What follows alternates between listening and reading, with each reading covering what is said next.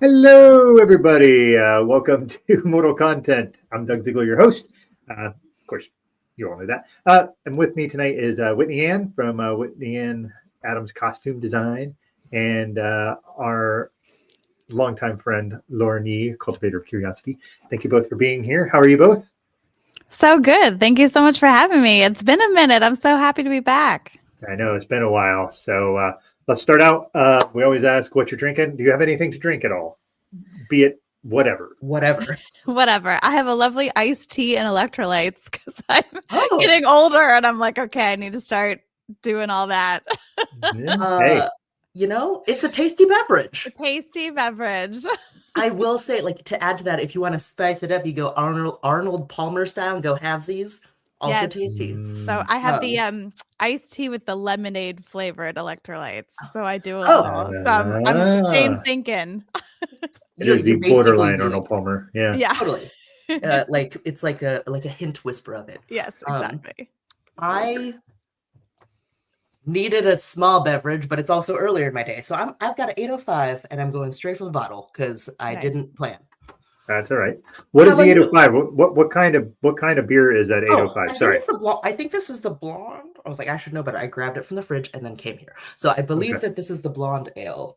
But correct me if I'm wrong, if anybody knows. Sorry. I have no idea. So that's why I was asking. But I'll tell you what. Fire Walker Brewing Company, 805. Nice. I believe this one to be the blonde ale because I don't necessarily. There's other ones that I don't always buy IPAs and other things. So cool. So this is my show to drink whiskey to keep my Scotch Players thing going. So I am doing Suntory whiskey. Beautiful. Cookie. This is kind of their standard entry level Suntory whiskey. Japanese whiskey's come a long way, so it's not something I drink on regular. If I'm going to drink Scotch or whiskey, I will generally go towards the Islays because I like that peaty smokiness. This is going to be much more in the floral. You can tell even by the color; it's lighter. So, yeah. So, cheers. Looks beautiful. I wanted to have some whiskey tonight, but I pulled my back on Friday, and I've been on muscle relaxers, and I can't drink on those. Speaking of that getting older thing, I know. Yeah, please don't do that. Yeah, I'm not gonna do that. But hopefully, I'll be done. I feel so much better today. But I was like, oh, cool. I'm almost whatever age, and I've already pulled my back. Wait until every day your back is a new adventure, because that's where I'm at every day. I don't know what you're getting. So much fun. Roll the dice and let's see what happens. Look forward to. Yeah, fun. All right, so folks, we are on tonight. We are going to be talking movies. I'm kind of not totally focused on horror, but really kind of leaning that way a little bit, which is fine because Lauren is not really a horror movie connoisseur, but she did brave it out today for a movie, so we'll be discussing that later. So, yeah. But first, before we delve into all that, let's talk to Whitney, your costume designer. Can you give us a little lowdown on some of your more recent projects? Like you said, it's been a bit since you've been on any of our shows. So definitely been a minute. My big one coming up is I just designed Five Nights at Freddy's 2, which is coming out in December. I can't say anything about it yet, but hopefully once the movie comes out, I can come back on and talk about that whole process. But I spent 6 months in New Orleans designing that movie. So that was my big one that I'm very excited to have come out soon. But I had a movie come out this summer, a horror movie called Eye for an Eye. It was actually titled when we were making it, was called Somewhere in Dreamland. So it's still weird for me to say Eye for an Eye. But it's a nice, tiny indie horror movie that I did in Savannah during the writer's strike. We got one of those special, we can work, we can make this movie. So it was a fun thing to do during that crazy time in the industry. Yeah, so the Savannah one, Savannah's kind of well known to be more of a haunted town city, lots of ghosts and stuff. So that had to be interesting. Definitely. It was my second time in Savannah. I did a movie there in 2017. So it was nice to be back and worked with some of the same crew from that film. And it's definitely a beautiful, gothic horror interesting city, much like New Orleans. I mean, I really like in Savannah, New Orleans have so many similarities with the ghost stories and graveyards and that architecture. It was just really cool to be back. But we were filming in swampland a lot of the time. So bugs and heat and humidity. It was a rough shoot, to be sure. How was it in New Orleans? And I know you can't say much, but the time frame, were you there in the middle of the summer? I'm really hoping not. No, thank goodness no. We were there I was there from the end of August, so it was pretty hot. It was hot until like November. So I was there from late August into February. So I was there for a long time. That's cool though. And you got to be there when it was cooler. I bet that was a much more pleasant experience. Much more pleasant. It was tough though, because our office was inside this big, like air conditioned building. So you're outside and it's super hot and humid, and you walk inside and you need like a heavy parka. So trying to have your body go between those two temperatures all the time was definitely a struggle. So I had to have like all these sweaters and layers when I was in the office. Like my arms would go numb. It was so cold. So definitely weird to be in summer. And then I would walk outside to go to my car to go shopping, and I was sweating immediately. So it was a wild time. I feel like that's like one of those things where like you hear these things with like music videos, movies, TV, where it's like they're on set somewhere being filmed, but you're like, okay, actors, actresses, directors, costume designers, and even if it's the thing they love, like I, as a different removed human, kind of like forget what else it means to be filming somewhere. And you're like, what if I had to do my normal day-to-day job also with bugs and humidity? Like, ugh. Right, just being slathered in bug spray, and also overnights. I mean, both of these movies took place, are horror movies, and had nighttime scenes. So you're, filming in New Orleans. It got pretty cold in the winter months. So definitely like wearing a parka around New Orleans is definitely an odd experience. But it did get that cold some nights. I can imagine. Like, had to be super weird, really wearing like anything like long sleeve in New Orleans seems like really off.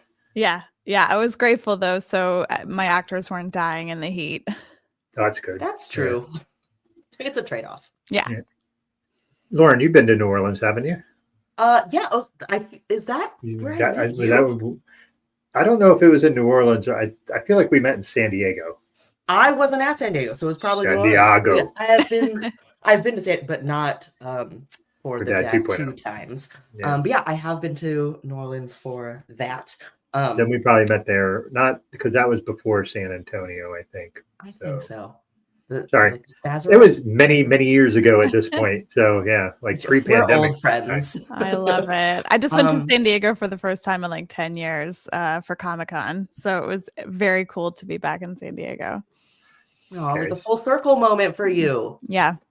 Yeah. So can you talk a little bit about Comic-Con at all? Is that allowed? I can. Yeah, I was mostly there for the Costume Designers Guild. I helped set up and helped take down our booth. And then I was there like most of the day, every single day at Comic-Con. So it's definitely an overwhelming experience. It was my first time at Comic-Con in 17 years, which is also very insane because the last time I was there, I was a college student at UC San Diego, and I remember going to all the Costume Designers Guild panels, and I got costume designer Michael Wilkinson's autograph because he was there for the movie 300. And this year, we were displaying one of his costumes for the show Andor that he designed.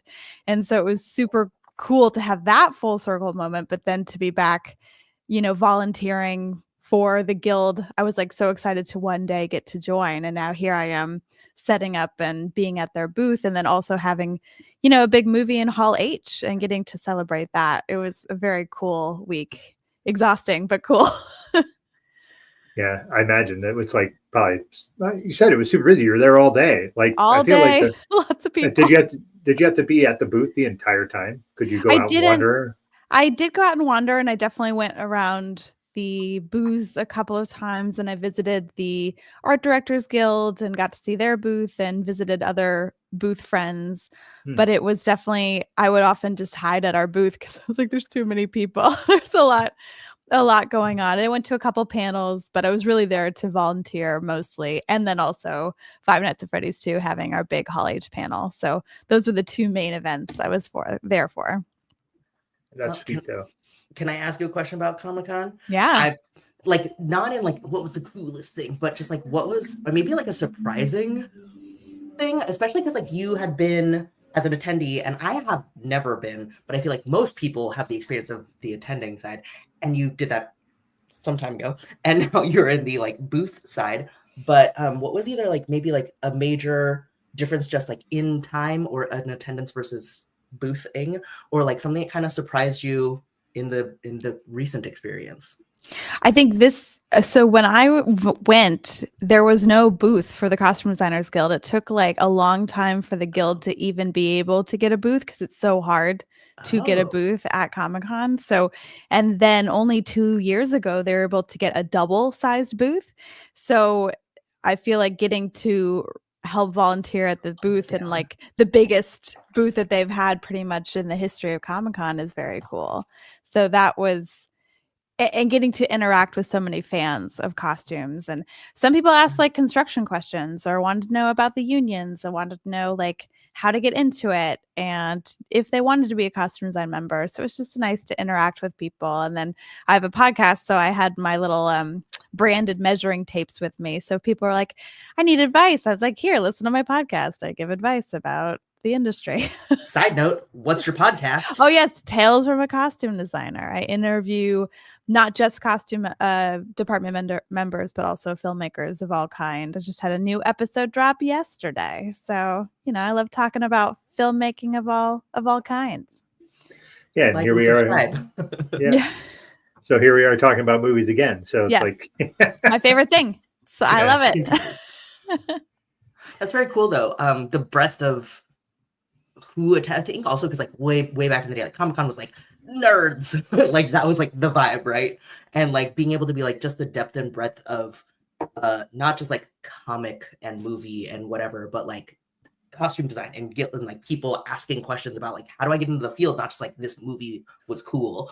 The growth in that and like getting to see and be part of it, especially in such a I was on the other side and now I'm on this side is so cool. So cool. And then one of the other Costume Designer Guild members found someone dressed up as the character Mangle from Five Nights at Freddy's and like brought them over to the booth to meet me. And it was very cute and sweet. And they're like, wait, you designed the new movie? And it was great to interact with those people because, you know, no one knows my face. Like, even if they look up they know the characters, they know the movie, but it's a nice surprise to be sitting on and they're like, oh, what's your next movie coming out? And then I say Five Nights at Freddy's 2 and they're like, one girl even dropped to the ground. She couldn't believe it. It was very cool. It's very sweet. So sweet. And cute. Yeah. And a little surreal, I'd imagine. Be like, very surreal. Okay.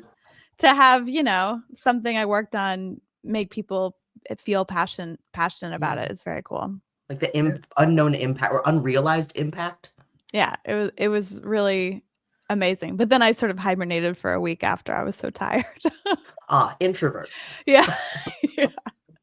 What's interesting is like the idea of like having to like recoup after things like that. Like I find like I was at a beer festival this past weekend, which is the only Black-owned beer festival in the United States. Oh, amazing. And they highlight all Black brewers and they have Black cider makers and meaderies, and like it was great. And I know quite a few people there. We had a lot of them on our show at Speakeasy Conversation.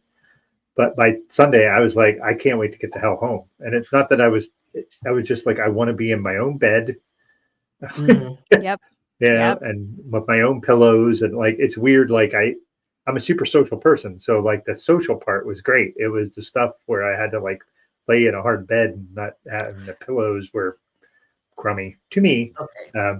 It was funny as Daniel actually went with me. He stayed with me there, so we went and we had a 2-bedroom place, and I don't know if he feels the same way about those beds and those pillows, but blarg.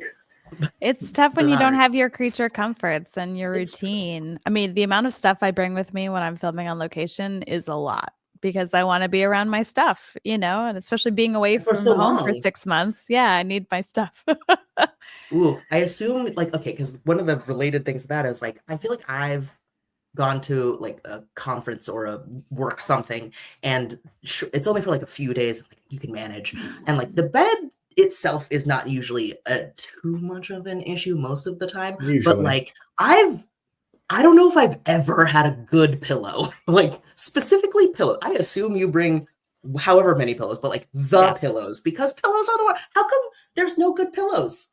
Just it's in very the world, distressing. apparently. Yes, it's very distressing. It was just like so flat. They act like they're really fluffy, and they're not. And that was exactly the experience I had. Every time they do two pillows and they're like fluffy when you do this, and as soon as you lay on one of them, it's like I'm like, just thick.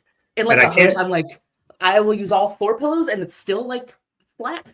Well, the other thing was being a man of a certain age, like there's a certain way I lay when I sleep, so I'm trying to not wake up in pain. Yeah. So the one pillow was like really flat, and if I put the other one, it was just a little too much. Oh, even though they're both flattening, so there was no Right. middle ground. So I just kind of had to like do the arm and fluff it and try to do that sort of stupid thing. But yeah, it's true. So Man, it's fun. huge. It's huge. It's so fun. Yeah. Now that I've injured my back, I've been having to like sleep on my side with a pillow between my legs and like making sure it's the right. I have so many different pillows to find the right width of it to make sure I can sleep properly. What a terrible experience to have to do. Like, did this one work? Nope, that was bad. Let's try again tomorrow night. Yeah. But thank goodness for muscle relaxers and extra strength painkillers. Yeah. Temporary, of course. Yeah, temporary, just for this week. Well, if it helps you get through over the hump to where you can be normal, it's all good then, Exactly. Like today, I feel worlds better than I did yesterday. I don't think I'll need, the muscle relaxants tomorrow, but it just getting me to this point has been huge. Yeah. Well, good. I'm glad you're there. Glad you're there and here. Yeah, and here. So, why don't we delve a little bit into movies? So, I was trying to remember the movies I saw, and I told Whitney before the show, I said, I can only remember 6. And I know I watched more than 6 movies, and I can't remember. So clearly I only have 6 that actually sort of stood out. So I guess that's the bonus to that. So great. Whitney, would you mind telling everybody, you said you had a slow year so far. How many movies are you at so far? My slow year, I'm currently at only 88 movies. So not that many. At mid-August. It's not, usually I'm around 120 at this point, but I was telling Doug, I'm now that I moved to the West Coast, I can be back on my Giants baseball schedule. So I've been religiously watching baseball every day. So that's taken up a lot of my movie watching time. Those are not short games. No, but it's a great choice and I love baseball. So I'm very happy seeing less movies in order to prioritize baseball. Give and take. Yeah, exactly. So only 88. Yes, only 88. I'm really disappointed, Whitney. I know. I gotta get it together. What about you, Lauren? What can you recall just like a guesstimate of how many? This is kind of putting on you.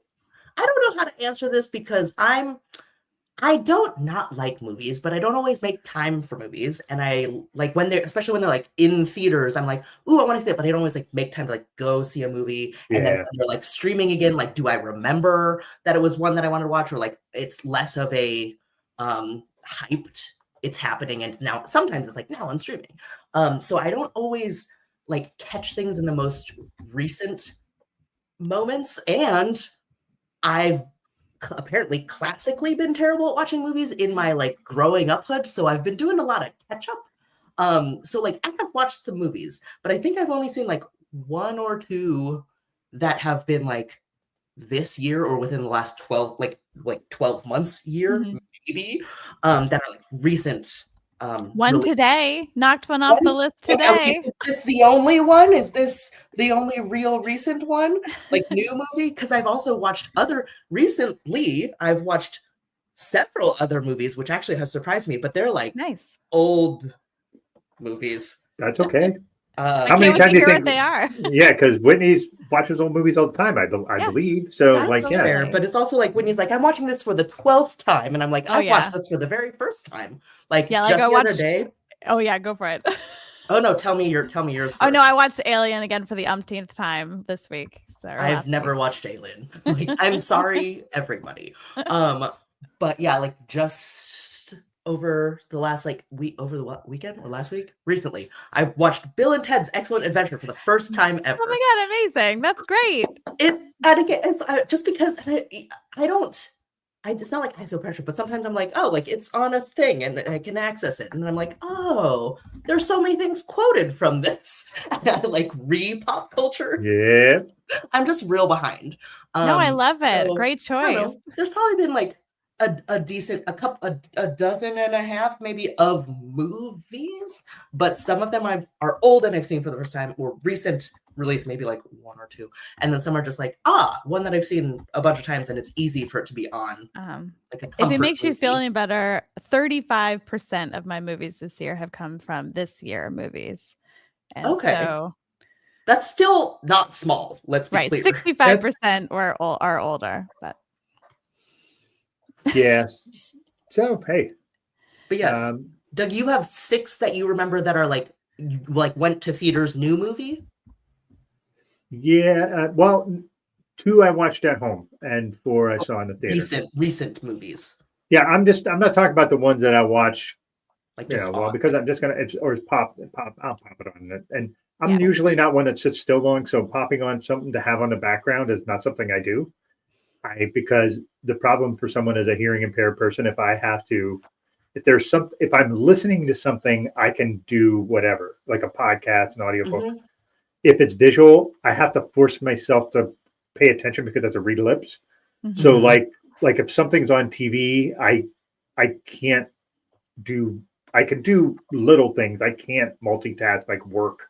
I can't do that. So yes. So if you'd like, I can go through the ones that I've seen. Yeah. And then we can move to that. Because mine is only, like I said, mine's only 6 that I can recall. Like I said, not counting ones that I've seen. Listen, and then you can also, when y'all are all recalling, tell me the ones that like maybe are worth me. Yes. Following or Lauren. Good. Yeah, like give me Lauren the best ones. Yeah. So I'm just going to list them off, and then I'll tell you. I mean, Sinners, we're all going to talk about because we've all seen that one. So there's that. Weapons, which I just saw yesterday. I am super excited to talk about that because, there's a lot to talk about with that. Yep. I saw Ballerina, which was the new derivative of the John Wick universe with Ana de Armas. I saw Bring Her Back, which Whitney said she hasn't seen yet, which I was a little surprised. Yet. I know. I also saw The Old Guard 2 on Netflix. I absolutely love the first one, and I will talk about the second one in not as glowing of terms. But the one that was super surprising that my daughter wanted me to watch with her and my wife was K-pop Demon Hunters. I've heard everyone's been talking about that. Yeah. It is awesome. Great. I haven't seen it yet. Because it's on Netflix? It's on Netflix. And everyone's talking about it and singing everything, apparently. The songs are awesome. Super catchy pop songs. Just, they did it super well. What's really great is like, it's K-pop. So like, they're singing these songs and they're English, and then they'll throw in multiple Korean phrases in it. So it's not just, here's this Americanized version. There's lots of kind of things that are Korean that are involved with culture and stuff like that. So it was super well done. And so Lauren, maybe you run into this too. I struggle if I see a movie's like, oh, that movie's 2.5 hours. I don't want to sit for 2.5 hours. If your movie is like 90 minutes, 100 minutes, great. I'm more than willing to give that a shot. Golden age. Yeah, that was time. But everybody wants to make movies that are, because that's how it is now. That's the way things trend. Yeah. So, and there's some that I have watched that are super long. Like there's one that's called The Brutalist that I would love to see. That thing is like 3 hours and 15 minutes long. It's commitment. I would have to break that up into like 3 chunks for me to watch that. So I get that. I just saw I'd never seen Cleopatra before, the original? The Elizabeth Taylor one. Mm-hmm. And it's 4 hours long. And Academy Museum was having a screening of their 70 millimeter print. And I was like, well, if I'm going to see it, this is the time. But like 4 hours, one movie. We had an intermission. We had one intermission. So long. Yeah, there was like a 15-minute bathroom break intermission because there is an intermission built into the movie. But I was like, this is so long. It's so long. Yeah, and also like I can't go more than 2 hours without peeing. Like if I'm going to be sitting there drinking a drink and something like that, like, so, and there's also like sites out there that give you a hint of when is a good time to go pee during movies. Oh, because you don't want to miss a thing. Yeah. So I didn't do that for Weapons. And for the last hour, I was sitting with my legs crossed, trying to just muscle through the rest of it because I didn't want to miss anything. But, right. Yeah. It's so tough.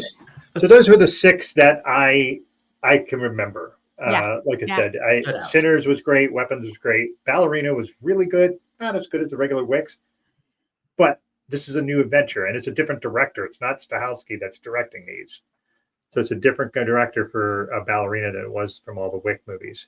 And that makes a difference. Stylistically, it was pretty cool. There were some awesome fight scenes because that's what that whole universe is known for. Totally. I really enjoyed it. I thought Anna de Armas did a really good job. You know, what's kind of cool about the Wick movies is like the main character is always just kind of not very personable. Like there's not a lot of personality to them. They're just like these killing machines, but they gave her a little bit more personality and a little bit more of her backstory, where backstory of John Wick, we learn a little bit in the 3rd movie, but not a lot. So, you know, this is a little bit more like, here's the origins for her. So, and John Wick does make an appearance actually in that movie, which is kind of fun because the timeline is before he dies. And I really want to see it. And I was super slammed the weeks it was in theaters and I could not make it to the theater. And I was really bummed about it because I love the John Wick movies, but I need to watch it. I really want to watch it. I just haven't gotten a chance to catch it yet. I'm going to ask something now. Lauren, you haven't seen the Wick movies, have you? Okay. I've seen bits. Let's go with mostly no. Like I've seen flashes, like as other people have watched, and I had a hard time with the first premise. I couldn't. Yeah, it's the first premise. You guys skip over that part, but I didn't know. It's tough to get through. Whew. So it's cool. Also, like no spoilers because there's too many movies to catch up on. So like it'll be fine. Yeah. Go for wherever you were going to go with that. Yeah, so Bring Her Back was a horror movie that was, what was the Talk to Me was, I think, the same people that made that movie as well. I haven't seen Talk to Me yet, so that is kind of on my, we all have like a TBR for movies, but so that one I need to watch. But Bring Her Back was dark and excellent. And Lauren, do not watch that movie. Yeah, that's not a Lauren. That is not a Lauren movie. No. Thank you. So just giving you a heads up. And like I said, K-Pop Demon Hunters was fantastic. I love that movie. It's really fun. I went in with very low expectations.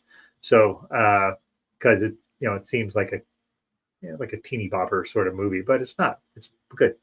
Old Guard 2 was really disappointing. It was a bummer because the first one was so good. And they had it all set up for this really excellent villain. And they didn't use the villain well. And they even had Uma Thurman in it as like the person bringing the villain into the fold, and didn't use her well. If Charlene, I'm going to tell you something. Charlize Theron does great in action films. She was in Atomic Blonde. I don't know if you saw that movie. And she was awesome in that. And, she's Mad Max, but she's good at physical things like that. And it's funny because she is also in her 50s, like Keanu Reeves is. And so, yeah, like doing all that, like I'm 53. If I tried to do, now granted, those people train for months before they do all this stuff. And so I just know that with like my knees and my back, I'd be like, this is not happening. You have to get a stunt person. So, but that's the ones that I can recall. I'm sure I've seen more, yeah. So who wants to go next? Yeah, Lauren, I want to hear the other ones that you've seen recently, and then I can go for my. I won't go through everything. I'll do the highlights of my recent movie watching. Like in terms of like recent releases, I was like Sinners today. Yeah. This. I love a good deadline. That's very helpful for me apparently. That honestly might be the most like recent, but there's probably some other ones that I wasn't thinking of just like, this looks like something that has shown up on streaming, but some of them also are like older, like Bill and Ted's Excellent Adventure, which is like not new. I was convinced to watch Time After Time from like 1979 or 81 or something like that. It is a good bad movie. It's not good. But it's like a time travel related movie, which I'd never heard of until someone was like, "You want to watch this?" I was like, "Okay."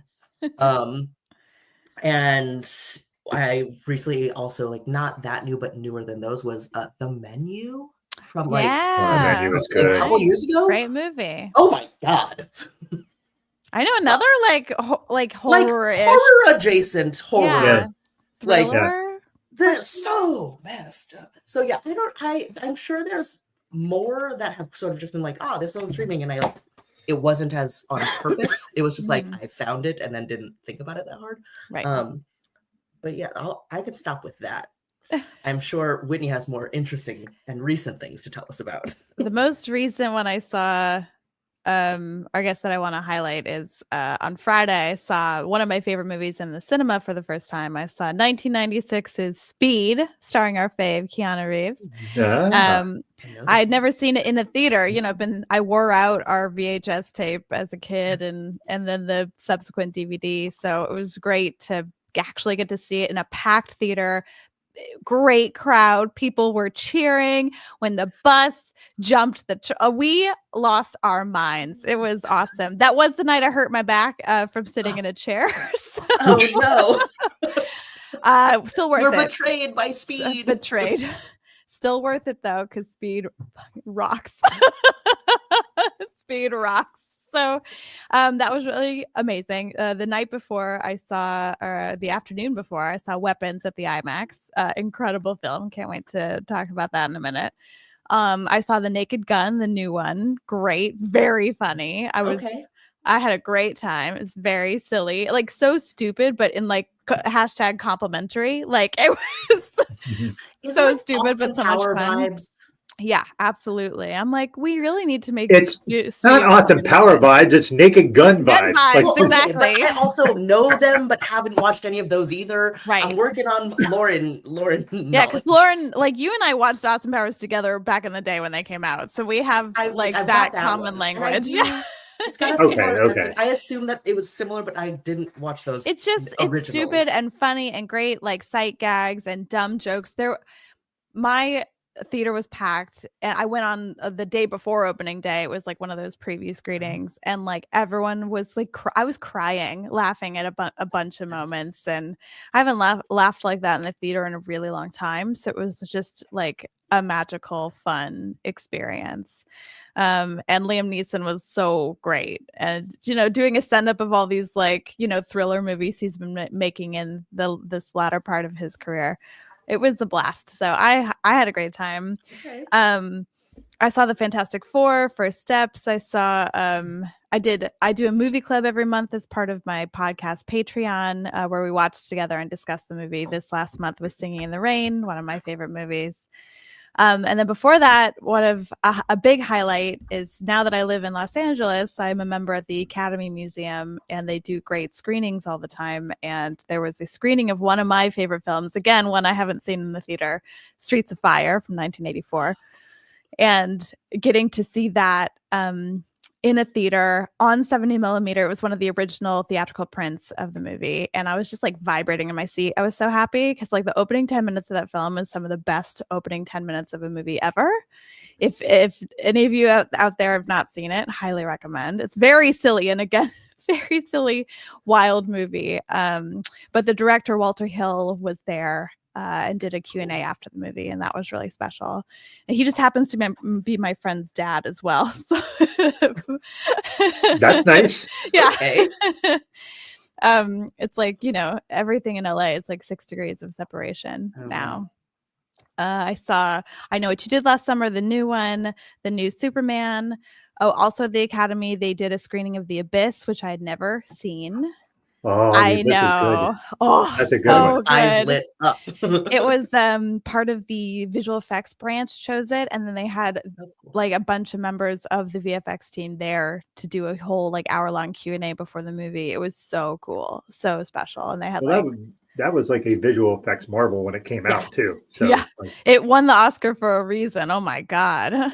and having them describe like the process. And the producer also talked for a minute, and she was like, they nicknamed it while they were making it the abuse of how hard it was to make. I was like, yeah, it sounds like a Jim Cameron movie. Again, hashtag complimentary. His work is incredible, and it was just very, very cool to see. And then before that, I saw Jurassic World Rebirth. I saw F1 at the IMAX, which was thrilling and incredible. I heard that in IMAX was like stunning to watch, and like the sound effects and everything were just superb. I had the best time. I was like, the movies are back, baby. It was just very, very fun. And they're re-releasing it in IMAX in like a week, I think. I think it's coming. I don't have any IMAX theaters near me, and I really wish. Yeah, because I would. That was one it feels like that, and like something like the new Top Gun that came out that said you got to see that in IMAX. Yeah. And I never got a chance to see it, and I had to watch it on streaming. I didn't get a chance to watch it in the theater. And I don't have like surround sound in my house, so I don't get the whole effect. So that's a bummer. I hate that. They need to make more IMAX. I mean, the IMAX run of Sinners, like even the real re-release when it came back out for like a week after Mission Impossible, it sold out in 10 minutes, the entire run. And it's like, please make more IMAX theaters. We need them. And I live down the street from the IMAX here in Los Angeles, so I can walk there, which I feel extremely lucky. And I go up there at least once or twice a week just to see what's up there. I saw Weapons at the IMAX, and it's just so cool. And it really changes your experience of the movie, like seeing Mission Impossible in the IMAX. And when there's a couple moments, same with Sinners, when the aspect ratio changes, it's used as a storytelling. It's used as storytelling, and it's really cool how they do it. And very, very fun to see. And so, it's definitely my favorite way to experience the movie, if it's possible to. But it's tough when you don't have one near you, and there needs to be more theaters. Yeah, I would like to say Mission Impossible I saw in the theater, and that was my least favorite Mission Impossible I've ever seen. And that's a bummer, because I thought they were way too intentional with how they were like, this is the last Mission Impossible. So we are going to show you, this is the last time we're doing it. And I was like, it's too, for me, it was too, the thing of the old Mission Impossible, they would do like really impossible things, but they would also have this real goofiness, like especially when Simon Pegg's involved, and like, but it was just, it's very serious. This movie, it took itself very seriously this time, which is not how that series works. And so, listen, special effects are great. The special effects are always great in those movies. Yeah. But for me, it was worth it for the submarine and the airplane set pieces alone. I was like, literally, my jaw was on the floor. But it was a very, very serious movie, and I missed a little bit of the campiness of the other ones. Sure, and the submarine scenes are awesome. The submarine escape, not so awesome for me. Was it too stressful, or what was too ridiculous? Literally, that would never, ever, ever happen. Ever. No, but I guess I'm one of those film people where I'm like, I don't care if it's not technically possible. I love the storytelling of it. Like, it's, especially with the Mission Impossible movies. I mean, my favorite will always be the first one. I rewatch that at least 3 times a year, if not 4 or 5 times a year. It's one of my favorite movies. The time that you have for movies, or make for movies. Movies are my life. That's why I devoted my life to them. Yeah, and I will them. Yeah, I will say the first one is my second favorite. The other one is my first favorite is actually the one with all right. So there's like a sort of a 3-way tie almost. Okay. That makes sense. Yes. So there's the first one, and then there's the third one has Philip Seymour Hoffman is the best villain in any of those movies by a mile. Absolutely. Like he just plays this evil dude that is just absolutely like fuck. And then there's the one with Henry Cavill. Mm-hmm. And I can't remember. Fallout. Yeah, that incredible movie. Incredible movie. The fight scene in the bathroom. Oh my! And there's when a thing that reloads his arms. Hey, as a very straight white guy, he did that, and I was like, "Oh my god! Oh my! Oh my!" My heart's a fluttering. I was like, "Whoa! What was that?" Incredible stuff. Like incredible stuff. Yeah. So, I'm I'm sorry. That's how much I didn't really care for the Mission Impossible. I couldn't remember I saw it this year. Oh. Right. It and those are one of my. list. I love all those movies, and I was like just so disappointed. Even didn't even occur to me that I saw that in the theater. So. I think I remember because it was the first IMAX movie I saw once I moved here. I just loved like the biplane and the submarine just blew me away. And yeah, it was a little. The submarine was. It was a little serious, but I just love all those movies. I was like, I just still had a fabulous time. I'll highlight a couple other ones that I saw that I really liked. I really loved Megan 2.0. I thought it was a blast. I was really bummed it didn't do so well at the box office. I thought it was great. It changed genres partway, like the first movie is horror. This one is definitely Terminator 2, like sci-fi vibes. I thought it was great. Final Destination Bloodlines was excellent. I saw 2001: A Space Odyssey for the first time. I'd never seen it before. That's a great movie. They were doing a 70mm screening at American Cinematheque at one of the theaters here. I was like, well, if I'm going to see it, this is the moment to do it. And then I loved Heart Eyes back in February. I thought that was great. And I would not recommend you see that either, Lauren. No, that's not. I was like, should I look that up? Nope. That's not a Lauren movie. That is very, very gory. Yes, it's funny, but it's gory.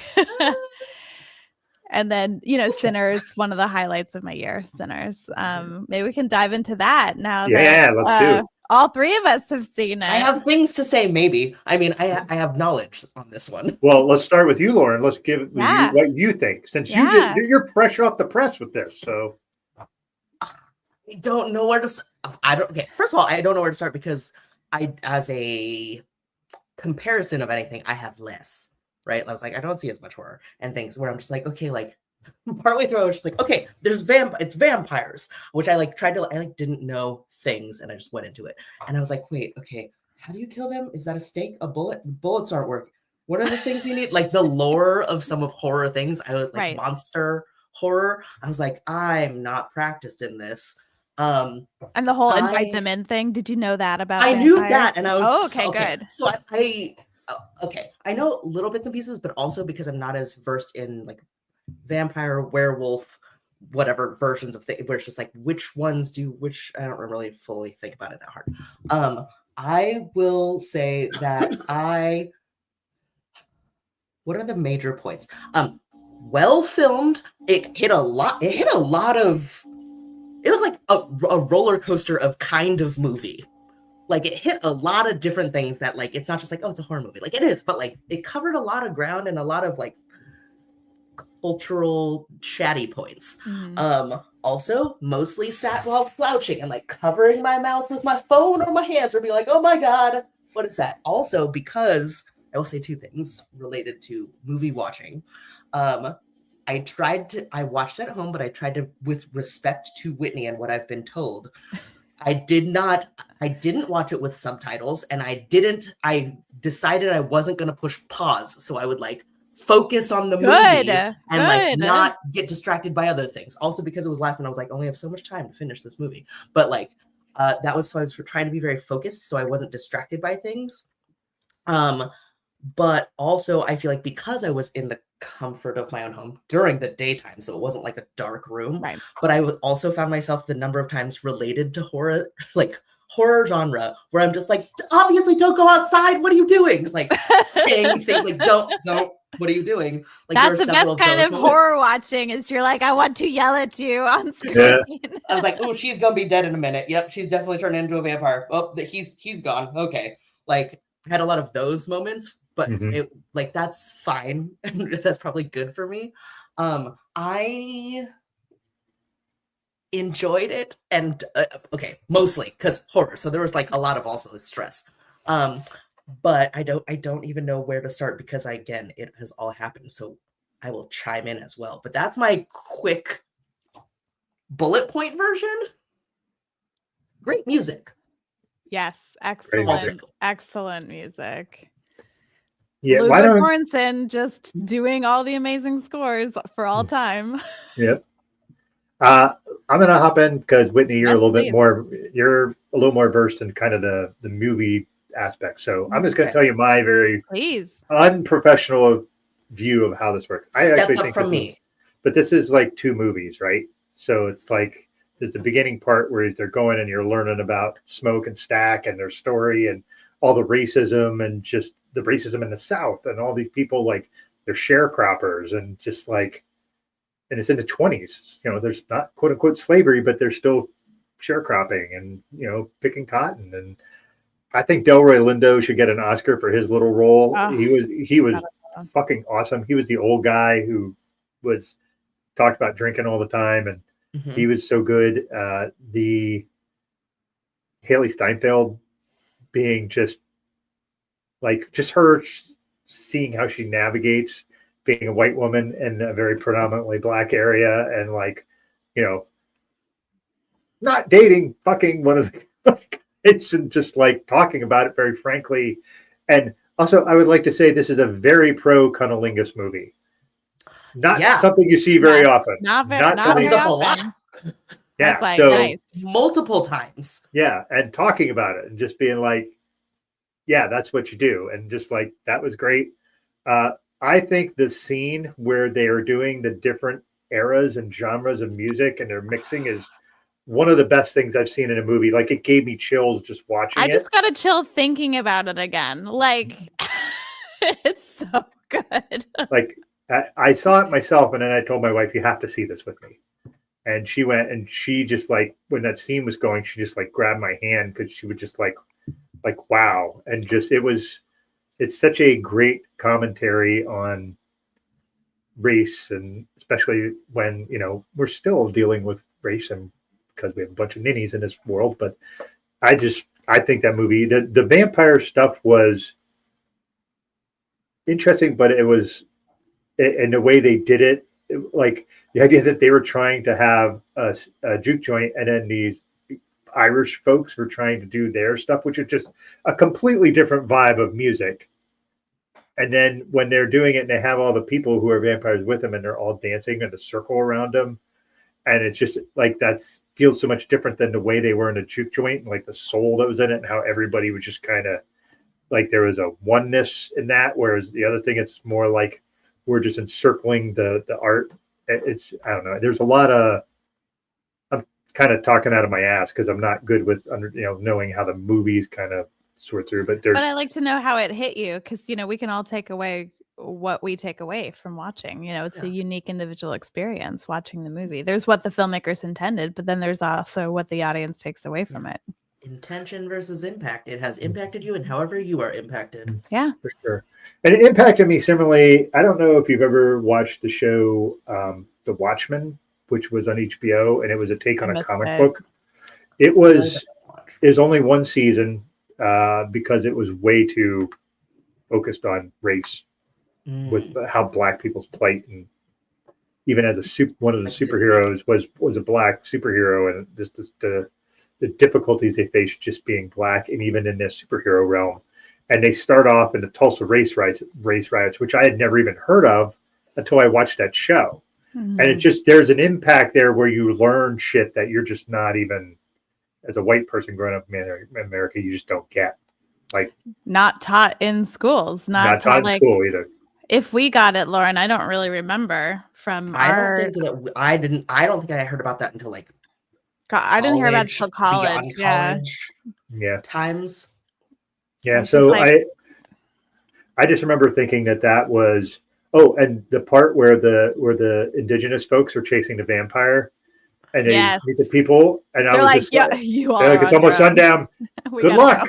Have fun. We're out. That part, I was just like, what happened to that? Like, I want to know more about like that, like side quest, like adjacent storyline. Like, what led up to that? Like, I would love to. I have a fan theory to tell you that I heard that I thought was super fascinating. Okay. The fan theory is that the white vampire had a wedding ring on. Okay. And this person thought that they needed Sammy because something was special about him to help him revitalize, like bring back his wife. Like, I haven't heard that. Yeah, and that was just like, it's a little convoluted in how they explained it. I can't do it justice, but I just thought that was an interesting thing because Sammy was the guitar player, the banjo player. I mean, like, I get a level of, I can accept a level of that because, right, like the the true gift of music that like lifts the veil of time and space and death and life and all the things. So if that is what called him Sammy. There's also an interesting view of vampirism in that they made it seem like they are a collective consciousness. Like you learn something and the whole group learns it, which is not something I've ever seen in vampire lore ever. That made it creepier. I loved that. But also it was so much about community and outsiders versus insiders. Like that's true. That was such a us versus them, but then especially the Irish at that time were treated also like outsiders. Not of course as horrible as Black people were treated, but Irish were also discriminated against, and he was looking for like-minded people or people to join his community, right? I mean, he wants to kill them and make them vampires, but about part of the community, part of the group, like, hey, we're all outsiders, let's band together, join me as a vampire. I have one more thing and then I hand it over to you. Yeah. They took great pains to use actual blues artists to do the like the old guy is actually in real life is like an old blues like legend.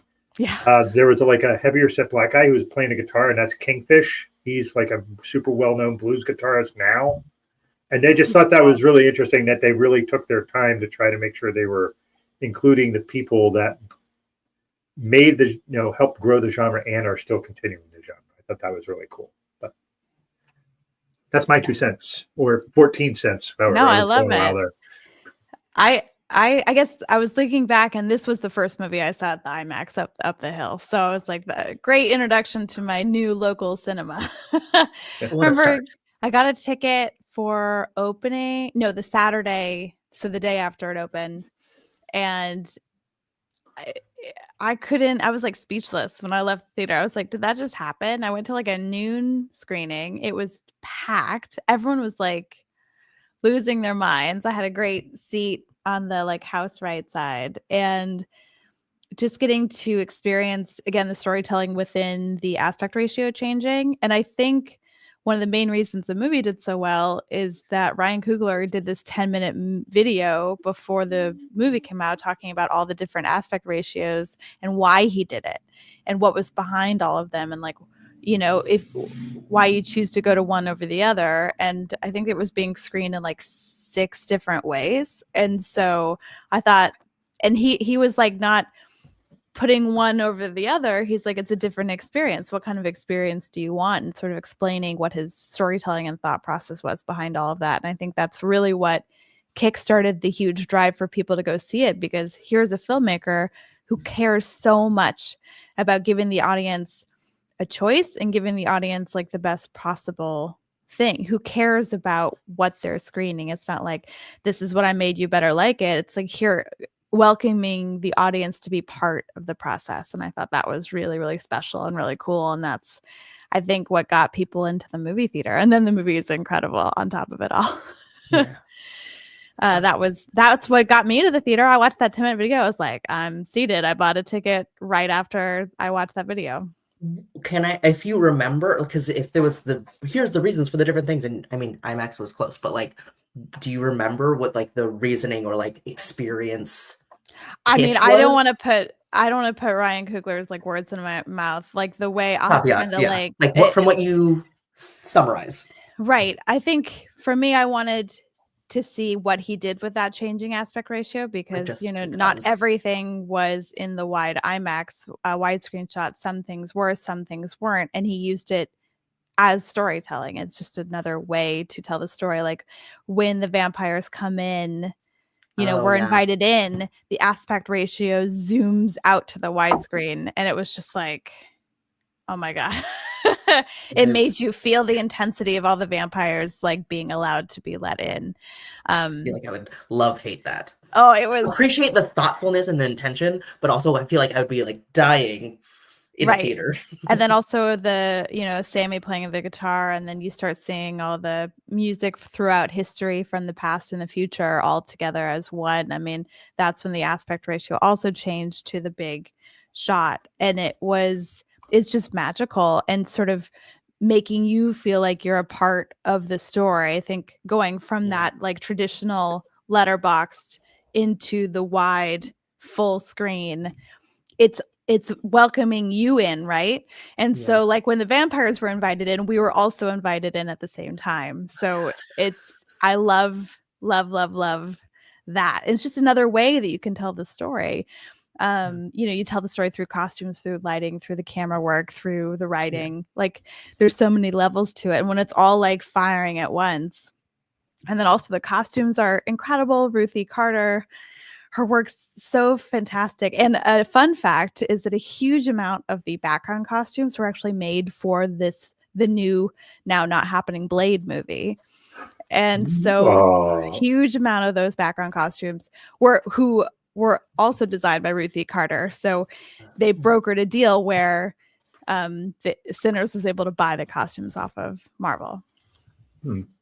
I didn't realize Blade. I knew they were talking about making another Blade. I didn't realize that was kaput. That sucks. Yeah, it's donezo for now, as far as I know. But I thought that was a cool little fun fact because it was same time period, the 20s, and they were filming in New Orleans around the time I was there for We Have a Ghost, or like at some point. They were there between when I was there for We Have a Ghost and before Five Nights at Freddy's 2. So a lot of people who worked on Five Nights at Freddy's 2 were on Sinners, and just a lot of great local crew down there in New Orleans. Sounded like a really tough shoot. It sounded like from them. Right? Yeah, how cool. Yeah. I would love to see his interpretation of Blade. I mean, yeah. Lauren, did you ever see Black Panther out of the Marvel universe? Yes, I saw the first. I don't think I saw the second one. I saw the first one. Yeah, Matt Coogler did that as well. Mm-hmm. So I wasn't sure if you... I do. Yeah. Well, okay. So some of that related to like director and like thoughtfulness, and because he also wrote this, right? Yeah. So he wrote and directed. Yeah. And I feel like the more you dive into a content of sorts, right, whether it's a TV show or a movie, like I feel like a lot of people got in like deeply into like Ted Lasso, and like with this movie, like getting to hear some of the background stuff, and like I didn't know about the 10-minute aspect ratio. Yeah, we didn't have that. I didn't know that. But like things like that, I think that you know and hope that things are thoughtful, right, for arts. But you don't always realize how much as a watcher, maybe like some of it is like it affects your experience, but it may not be consciously like, oh, I recognize the intentionality of what's happening here, which is probably good that you're not thinking about that constantly. But hearing some of these things, it I feel like makes everything more interesting. And gets you sold on it, right? Like that's how Whitney was like, I'm in. I'm gonna go see this one now. Right.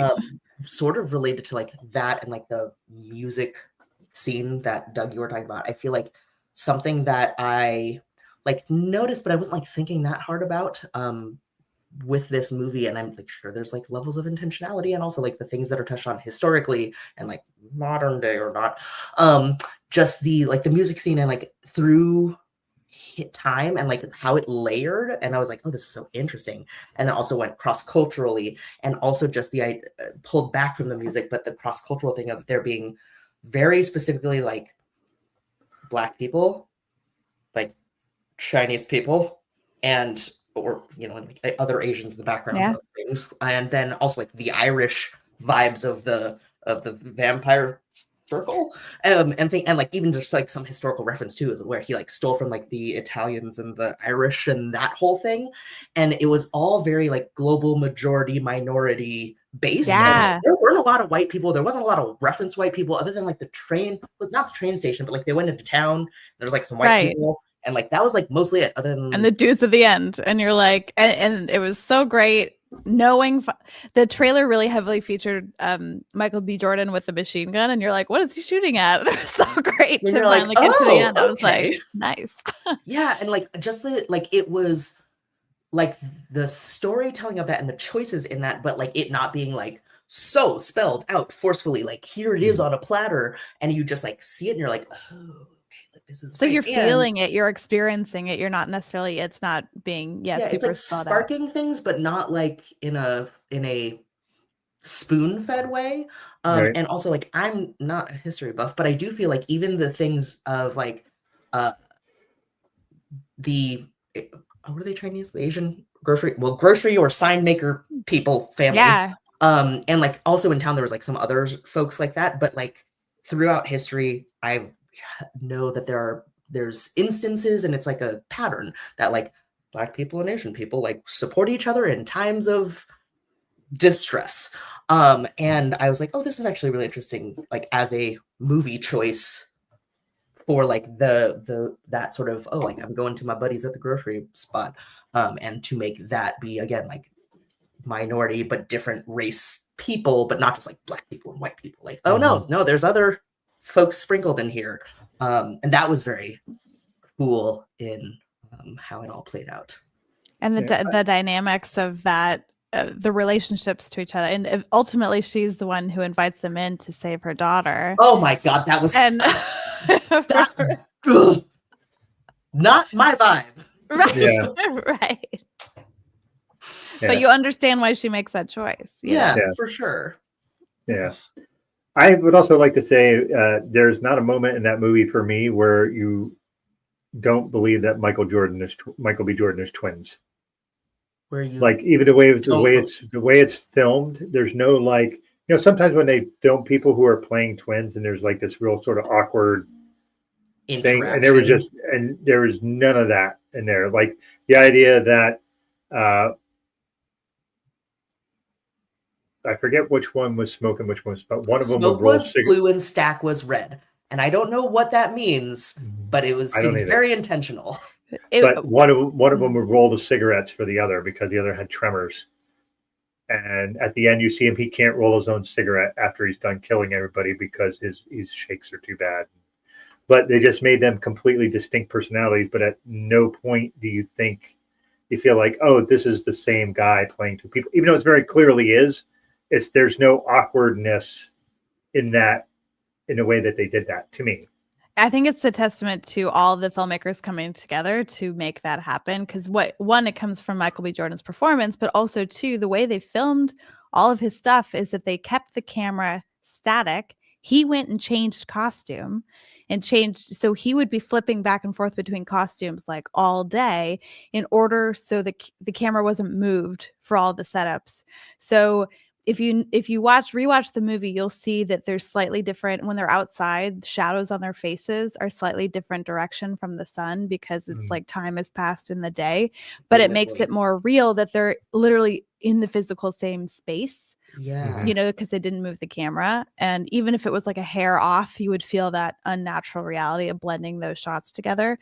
But the way that they did those extra costume changes and we're okay with the light being a little bit off, but it adds to the unnatural like sort of part of the story, and it's a heightened realism anyway, so why don't you just sort of go with it? And I thought, so there you have like the DP, the grips, everyone's just operating on this like beautiful collaboration together. And I popped the Kodak video on YouTube into the chat if you want to check that out. It was Kodak. Sorry, Kodak. Not bad. Okay, well, we could probably talk Sinners the entire night. Yeah. So that's the problem. It was such a great movie and super well done. They're not doing a sequel. They're not doing a prequel, according to Ryan Coogler. So a lot of people were wanting like the Smoke and Stack prequel to find out what happened in Chicago. And so, but I just think as a standalone, that's just going to be one of those movies that's just such a unique thing that's just going to be, that's just what it is. And you're not ever going to see it more. So kudos on him for not being like, well, I could make more money doing that. Okay. I love that choice that he's like, no, this is it. It stands alone. And it's so good. Things don't have to go on forever. You don't have to always get the full story. Yeah. You don't have to marvelize everything. So. Perfect. It's just perfect storytelling. Like, you know, I don't want more. I like it as it is. Yeah. So keeping on the storytelling end a bit. So Lauren, you didn't see this movie, so apologies here, but it's fine. I'm going to learn about it, and you can tell me whether I should or shouldn't see it later. All right. So I saw Weapons yesterday. What a ride and what a story that movie is. It's a roller coaster, and like. Can we talk spoilers on this? Are we like tell everybody spoiler alert? Yeah, spoiler alert. So if you don't want to hear, please mute for a and while. come back Mute for a later or minute, whatever. yeah. Yeah. We'll put in the chat when we move on. We've changed subjects. Yep. Oh, hold on. There we go. Sorry. Okay. So I like to start off by saying these are the same people that made Barbarian. And my wife didn't know that going in. And when I said that after, she goes, that makes that movie make a whole lot more sense. Because Barbarian was filmed in a lot of the same ways. Like there's a lot of, you almost do sort of stilted scenes, like scene transitions sometimes. This one's a little different in that in Barbarian, they cut between characters. They're different storylines converging. And this is sort of the same, but definitely different to me. Like the idea that they start with one view and then they shift to another view. And what's great about it is there'll be things where you think, oh, well, I know what that is. And then when they shift to the other view, you're like, oh, that's not exactly why that is. So I'm trying to be as vague, spoiler alert thing, but I really, really, really enjoyed this movie. And I want to say the thing that I was really surprised by was the lady who plays the main villain. What's her name in the movie? Gladys Lily. Is Uncle Buck's girlfriend. If you ever seen the movie Uncle Buck, John Candy's girlfriend is the evil lady in this. Played by Amy Madigan, who I love, who is in Streets of Fire. Shout out to Amy Madigan. Yeah, she had a good run there. So I will talk a little bit. My wife knows some stuff about folklore, like a fair bit. And when she saw them bringing in the tree, she just shook her head, went, mm-hmm. I know what's going on. Yeah. She was like, I know this. And then she was like, they got all the lore right. And the problem is they made it all look evil. So people will think all that lore and all that thing, the witchy stuff people do is all evil. And that's why she was a bit frustrated with it. In that sense, not frustrated with the movie because it was well done. Just like she was like, I hope people don't take it like I can do that sort of stuff and basically bind people to themselves. I don't think people would leave the movie thinking that, in my opinion. Yeah, but there are people who like, maybe I'll try that. And you're just like, maybe don't do that. So I just really, what a premise. Just the idea of like these kids leave and they run like Naruto run out of the house and never are found and nobody knows where they are. And it's all but one kid out of a classroom. So everybody thinks the teacher has something to do with it and she has nothing to do with it. And it's just this whole, almost like where they're talking about she knows something. Why doesn't she say anything? And it's just like, you could see that as very small town reactionary America kind of deal. And emblematic to sort of where we are in society now. Like, who's the scapegoat? Well, and also that's an archetype of all time. Like, who's the scapegoat? Who's the one who's the easiest to blame? Who's the one who we want to put all of our fears and hate onto? Because it's so much a testament. It's a nice story just about grief. I mean, the director, Zach Kreger, wrote this in response to one of his closest friends dying of a sudden accident. And he was trying to process his grief. And this is the story that came out of him. And so much of this movie is a love letter to his friend. Like the hot dogs, that's a little thing for his friend. The 2/17, that was the time of mourning he died. And there's all these, like, it's a story about grief that just happens to be uproariously funny. I mean, I didn't realize how funny film was going to be. It's hilarious. It's actually funny. It's so funny. It was, my theater was laughing so much. Out loud funny. It is out loud funny. There's a funny movie. And Barbarian is really funny in a lot of parts too. Yeah. So that's what I'm saying. The humor is very similar. You could tell it's like the same group. But like, Jill and I laughed out loud multiple times in that movie because we were just like, it's so ridiculous. When Josh Brolin wakes up from his dream, everyone died laughing. That was funny. Also, the previews didn't really show him, I didn't think. So I was surprised to see him in it, but he was an executive producer apparently. So. And also, I love, love, love the way they marketed this movie because they make it look like a very serious, like scary movie, and they hide Gladys completely. She's really not in any of the trailers. And the thing is, so my work wife, Kristen, who I've done 5 movies with, as she's been my costume supervisor, she was the costume supervisor of this. So I knew all about Gladys, and I had like seen pictures of her. So I had that part spoiled for me, but I didn't know who she was or like why she was. I just had seen what she looked like, and I was like, when are we getting to this lady? Because it didn't make any sense. And watching all the trailers, I was like, what is this about? And so it was really cool. Like, the best way to see this movie is to go in cold and not know anything, because it was just so great how it unfolds in that different, because you're following each character, and each character story gets like shorter and shorter because you know where they are in other parts of the story. And Zach Kreger was saying in an interview recently that he's like, if you line up the storyline times, it doesn't work in real life, but it's a movie, and we just went with it. And I love that. Appreciate the like self-awareness of that. Yeah, he's like, yeah, it doesn't really. I love it. Doesn't matter. I don't care. I don't care that it doesn't line up perfectly. It's still good.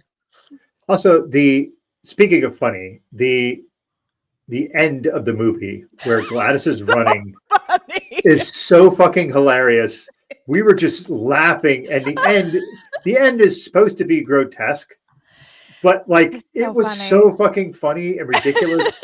Like, there's a part where Gladys is getting chased by the kids that were lost, but they were found, and they're running through windows and doors, and they're coming after her, and she's running. She's like, oh my God. She's almost running like Phoebe from Friends. Yes. It's the kids they've been weaponized. So their like only thing in their head, they've been like, their brain's been taken over, is to kill her. And so they're on this attack mode.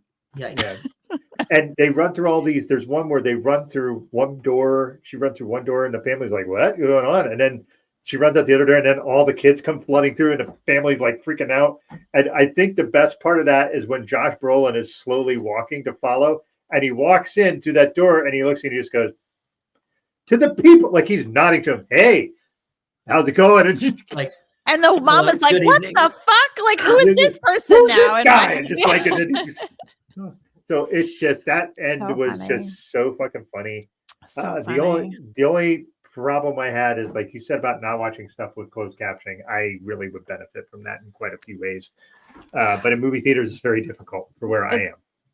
I can imagine. I think I love a caption. Like, I love captions a lot of the time. There's certain things I try to watch the movie first, and then when I'm at home, I watch captions most of the time, because like one of my favorite quotes is the Bong Joon-ho quote that it's like, if Americans were able to get over a little 1-inch line of text, their brains would be open to so many more movie possibilities because of the, global film world. So I love a subtitle and I love a closed caption, because sometimes you're like, what did they say? Yeah.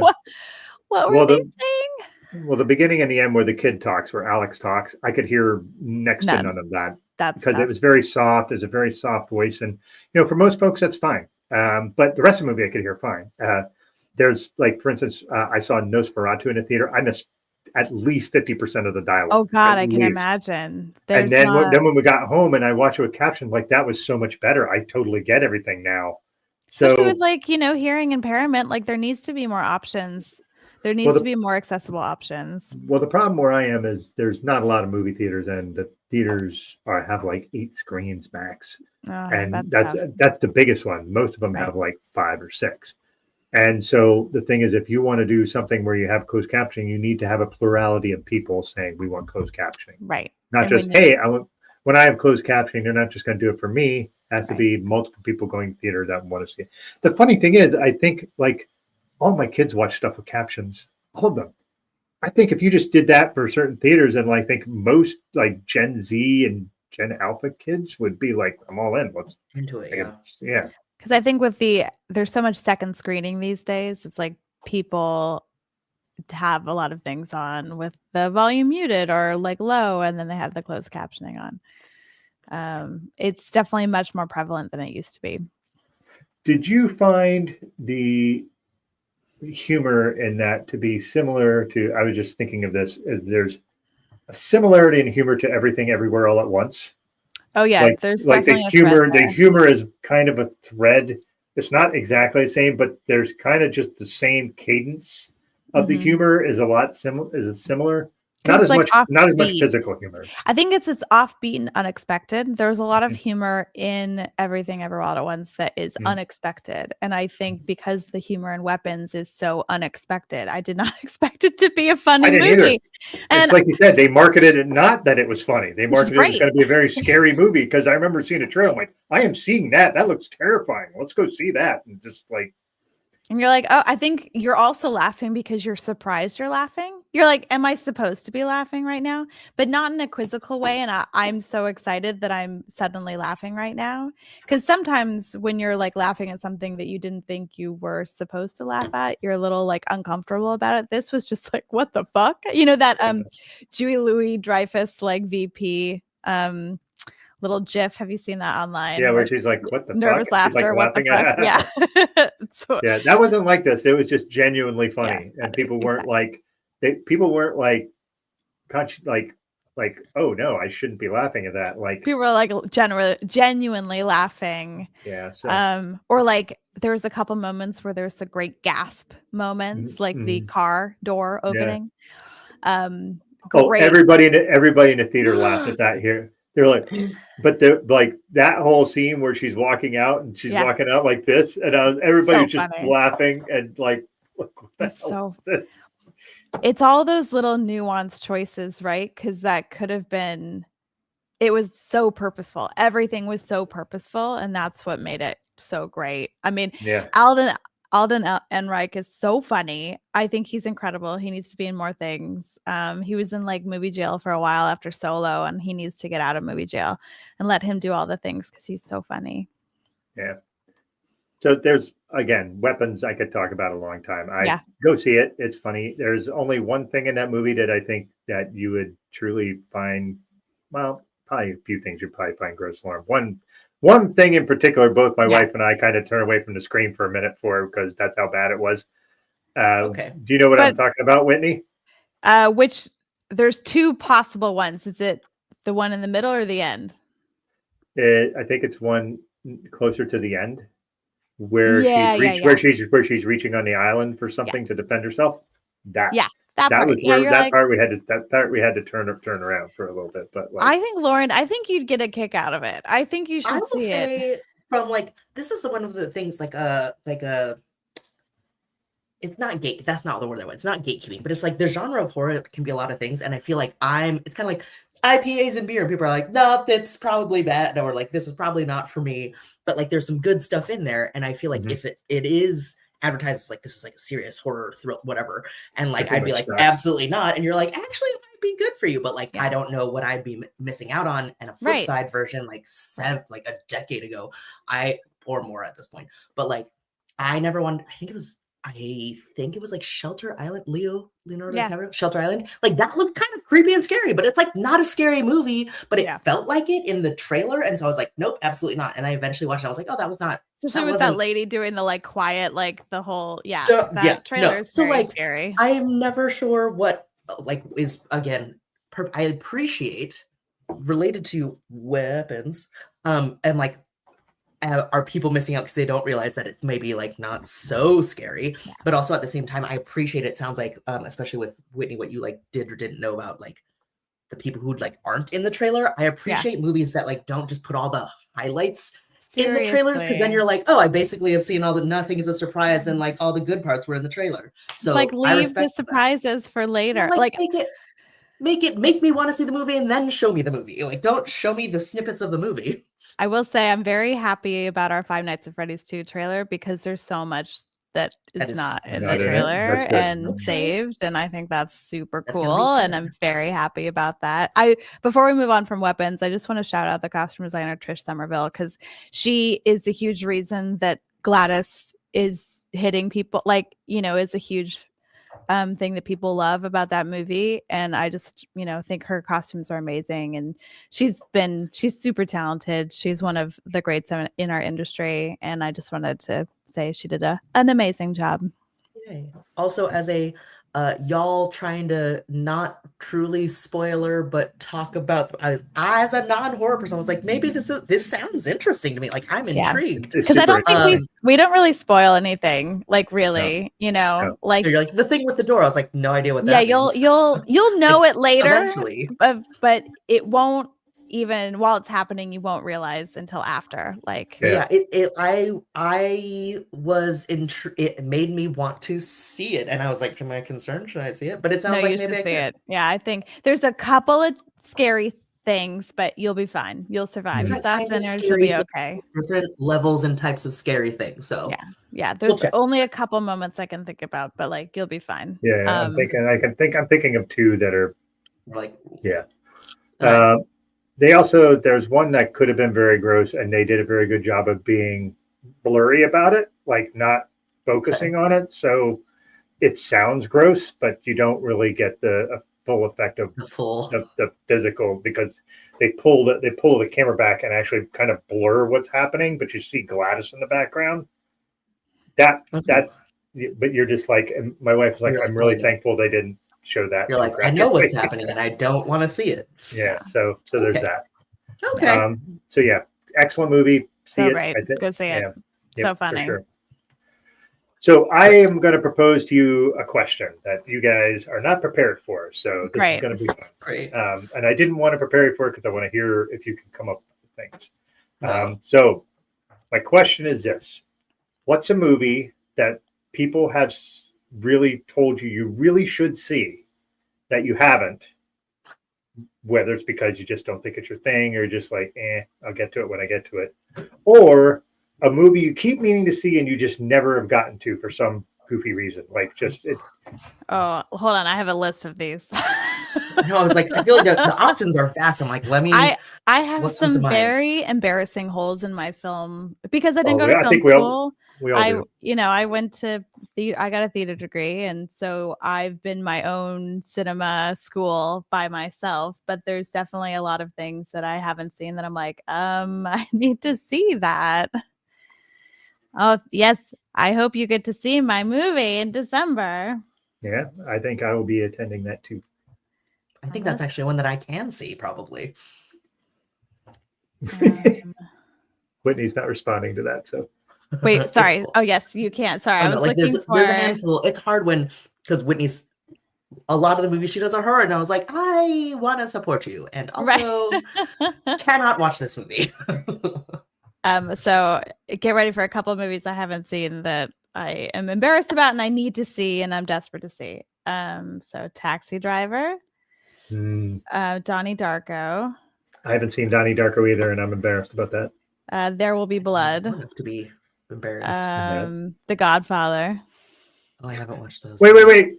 I want to do the Family Guy theme where they're dying, they're drowning, and he said that he never really liked The Godfather, and all his family starts freaking out, and they're like, "What?" And he goes, "It insists upon itself," and it's like the dumbest meme. Sorry, I do love that meme. It's very funny. Ferris Bueller's Day Off. Never seen. I watched that one recently. Oh, nice. What else do I have on here? Rear Window I've never seen. So I have a lot of catching up to do. Citizen Kane I was meant to see on Sunday. I still haven't seen it. I had tickets to a screening here in LA, and then I pulled my back. Oh, but then you were injured. And I could not go. I can't drive on muscle relaxers. So I was stuck at home. And also I shouldn't sit in the cinema seat after hurting myself sitting in the cinema seat. So I will have to see Citizen Kane another day. But those I haven't seen. Rocky.